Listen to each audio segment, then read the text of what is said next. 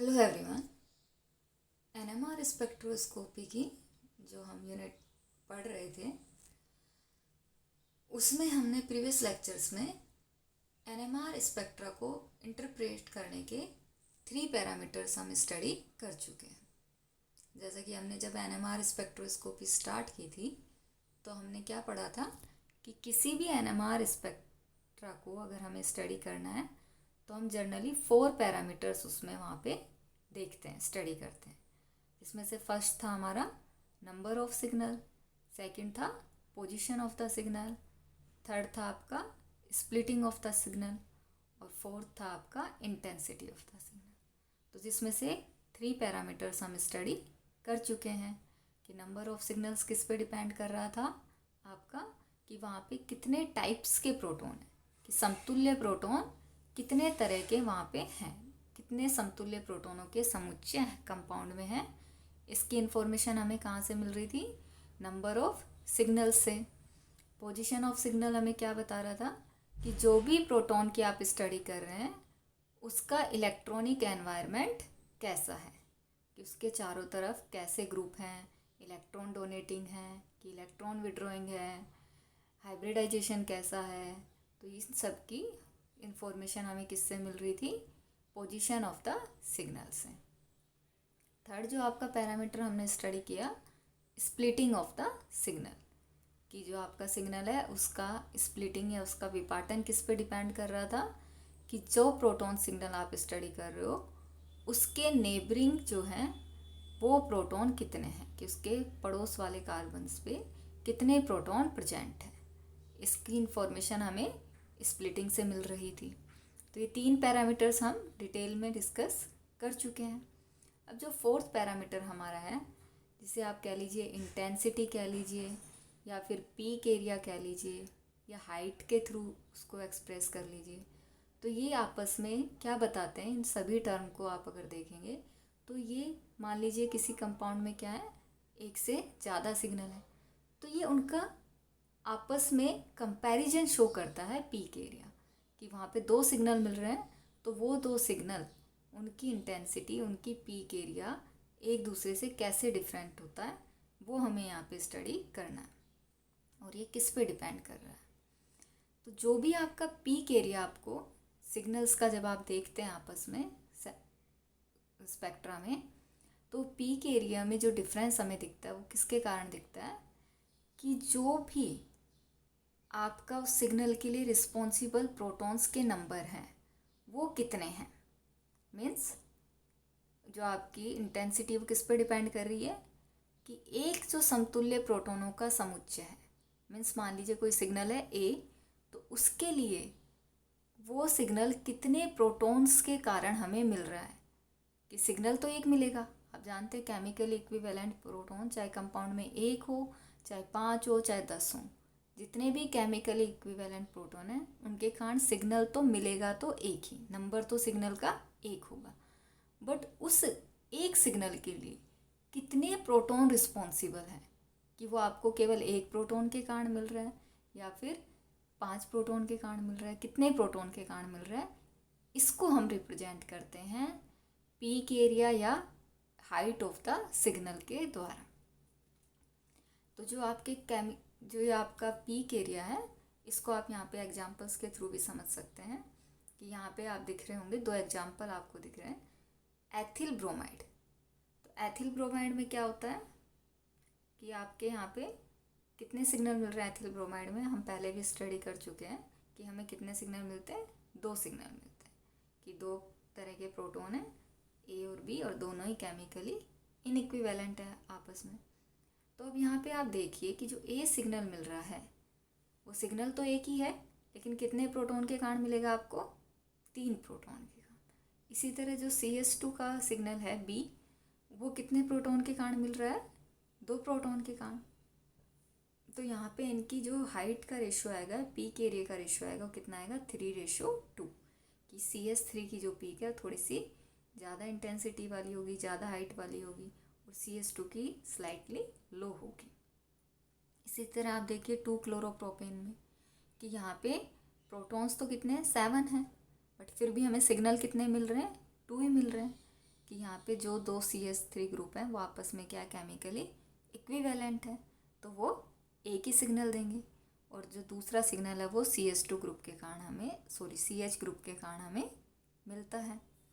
तो अब यहाँ पे आप देखिए कि दो सिग्नल हैं A और B, और जो A सिग्नल के लिए रिस्पॉन्सिबल है प्रोटॉन वो कितने 6, सिग्नल तो एक ही लेकिन कितने प्रोटॉन के कारण है 6 प्रोटॉन के कारण है, और जो B है वो कितने के कारण है केवल 1 प्रोटॉन के कारण है। तो इस तरह से इनकी इंटेंसिटी या पीक एरिया डिसाइड होगा कि जो 6 वाला है उसका पीक एरिया ज़्यादा होगा, 1 प्रोटॉन वाला उसका पीक एरिया कम होगा। तो ये होता है आपका किसी भी सिग्नल का पीक एरिया, और इसको कुछ पैरामीटर्स अफेक्ट करते हैं, जैसे कि सैंपल जो आप डाल रहे हो उसकी प्योरिटी क्या है, उसमें केमिकल एक्सचेंज हो रहा है या नहीं हो रहा।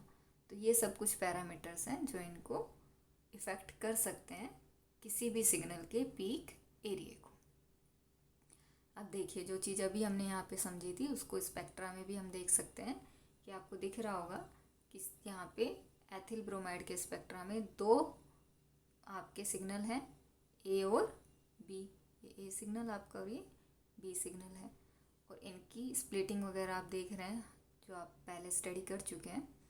साथ में अब देखिए आप इनको इनकी हाइट्स में या पीक एरिया में भी डिफरेंस आपको दिख रहा होगा कि ये जो सिग्नल है इसकी आपको इंटेंसिटी थोड़ा A वाले की ज़्यादा दिख रही होगी और B वाले की थोड़ी कम, तो रेशो वही आपका 3:2 के में आपको ये डिफरेंस दिख रहा होगा। तो इस तरह से हम इसके द्वारा ये इन्फॉर्मेशन देते हैं कि जो पर्टिकुलर सिग्नल आपको मिल रहा है वो कितने प्रोटॉन के कारण मिल रहा है। इसी तरह आप 2-क्लोरोप्रोपेन का भी देख सकते हैं, हमने अभी देखा था कि एक सिग्नल केवल 1 प्रोटॉन के कारण मिल रहा है और दूसरा 6 प्रोटॉन के कारण, तो उसी रेशो में आप यहाँ पे इनकी हाइट या पीक एरिया में डिफरेंस देख सकते हैं। अब ये तो हो गया आपके चारों पैरामीटर्स जो किसी भी NMR स्पेक्ट्रा को स्टडी करने में हम यूज लेते हैं। अब एक छोटा टॉपिक और आपका रह जाता है NMR शिफ्ट रिएजेंट, तो कई बार एग्जाम्स में पूछ लिया जाता है कि क्या होते हैं NMR शिफ्ट रिएजेंट और इनको NMR स्पेक्ट्रोस्कोपी में क्यों यूज किया जाता है। तो पहले तो हम ये समझते हैं कि NMR शिफ्ट रिएजेंट होते क्या हैं। तो थोड़ी इन्फॉर्मेशन हमें इसके नेम से मिल रही है। आप देखिए यहाँ पे क्या लिखा गया है, शिफ्ट रिएजेंट। शिफ्ट मीन्स ये किससे रिलेटेड है, कुछ ना कुछ कनेक्शन इनका किससे है, केमिकल शिफ्ट से इनका रिलेशन कुछ ना कुछ है।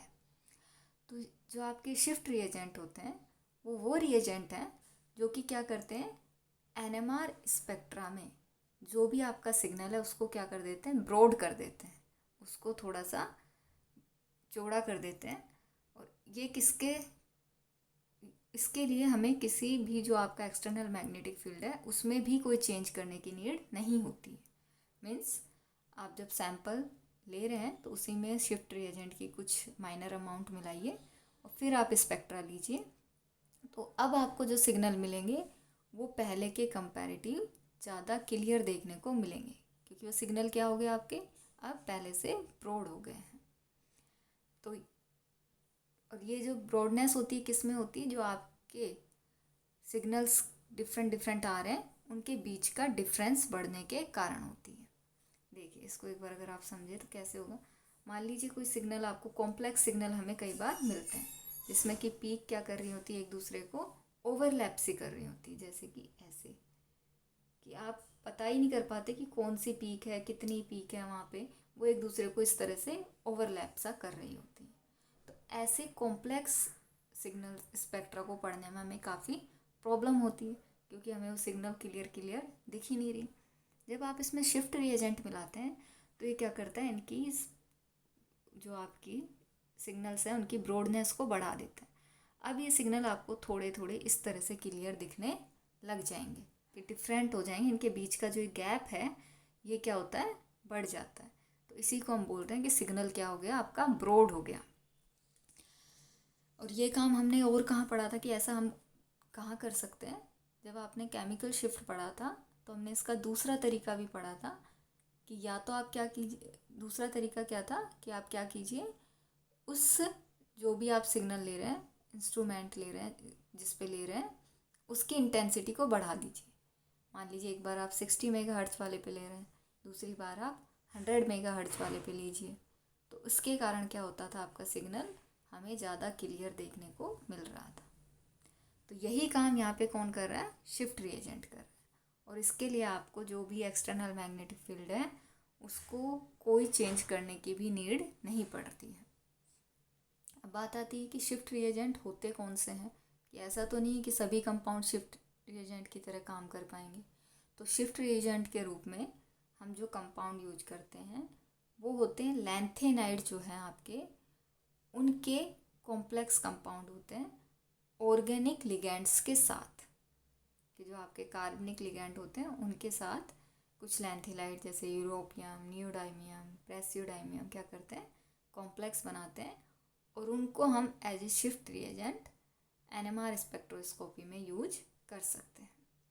तो उसके एग्जाम्पल भी आपको यहाँ दिख रहे होंगे दो, यूरोपियम DPM3, यूरोपियम FOD3, उनका नेम भी यहाँ पे लिखा गया है। तो ये कंपाउंड है कुछ जो कि शिफ्ट रिएजेंट का कार्य कर सकते हैं। यहाँ पे आपको यूरोपियम FOD3 की स्ट्रक्चर भी दिख रही होगी, जिसमें कि 7 फ्लोराइड्स यहाँ पे आपको दिख रहे होंगे। इसी तरह से आप यूरोपियम DPM3 की भी स्ट्रक्चर आपको दिख रही है। डिफरेंस क्या है कि वहाँ पे क्या थे, फ्लोराइड्स थे, यहाँ पे एक टर्सरी ब्यूटिल ग्रुप होता है। तो यही इन दोनों के स्ट्रक्चर में मेजर डिफरेंस है। तो ये हो गया आपका केमिकल जो आपके शिफ्ट रिएजेंट है वो। वही चीज़ जो हमने आपको अभी डिस्कस करके बताई थी कि इंटेंसिटी बढ़ाने पर इंस्ट्रूमेंट की क्या होता है, जो आपका स्पेक्ट्रा मिल रहा है आपका, उसमें जो सिग्नल है वो क्या होते हैं, ज़्यादा क्लियरली विजिबल होते हैं। तो देखिए कैसे होंगे, मान लीजिए किसी का स्पेक्ट्रा आ रहा है में सिग्नल एक आ रहा है 1 पे, एक आ रहा है 1.5 पे, एक आ रहा है 2 पे। तो जब आप 60 मेगाहर्ट्ज़ वाले पे दिखेंगे तो आपको दिख रहा है वो थोड़े थोड़े पास होंगे, तो उनको हमें देखने में थोड़ा सा क्लियरिटी उतनी विजिबल नहीं होगी। लेकिन जब उसी कंपाउंड को आप 100 मेगाहर्ट्ज़ वाले इंस्ट्रूमेंट पे स्टडी करते हैं तो ये पीक आपको कंपैरेटिव टू 60 वाले से थोड़ी ज़्यादा क्लियर दिख पाएंगी, क्योंकि इनके बीच का गैप बढ़ गया है। तो इस तरह से भी हम जो आपका कॉम्प्लेक्स स्पेक्ट्रा है उसको ज़्यादा क्लियरली स्टडी कर सकते हैं। सेम के जो वर्क है वही यहाँ पे हमारा केमिकल शिफ्ट रिएजेंट भी कर रहा है, कि वो भी क्या करता है, आपका जो कॉम्प्लेक्स स्पेक्ट्रा है उसकी पीक्स को क्या करता है, थोड़ा ब्रॉड कर देता है। तो अब ये पीक आपको क्लियरली विजिबल हो जाती है गैप बढ़ने के कारण। तो ये आपका इसके साथ हमारी जो NMR स्पेक्ट्रोस्कोपी की यूनिट है ऑलमोस्ट कंप्लीट हो चुकी है। इसमें हमने सभी पैरामीटर्स जो हमें डिस्कस करने थे वो कर चुके हैं, कि कैसे किसी भी कंपाउंड के NMR स्पेक्ट्रा को हम स्टडी कर सकते हैं। अब आप इन सभी के बेस पे डिफरेंट एग्जाम्पल्स पे प्रैक्टिस करके देखिए। आपके बुक्स में प्रीवियस एग्जाम्स में जो भी एग्जाम्पल आए उनके स्पेक्ट्रा को लीजिए, कोई भी कंपाउंड लीजिए और देखिए कि इसका NMR स्पेक्ट्रा हमें किस टाइप का मिलेगा, कितने सिग्नल मिलेंगी, उनकी पोजीशंस क्या होंगी, स्प्लिटिंग कैसे होगी, इंटेंसिटी का रेशियो क्या आएगा। ये सब आप हर कंपाउंड में प्रैक्टिस करके देख लें। तो आपकी NMR स्पेक्ट्रोस्कोपी ऑलमोस्ट इस लेक्चर के साथ कंप्लीट हो चुकी है। तो अब आप इसकी प्रैक्टिस करें।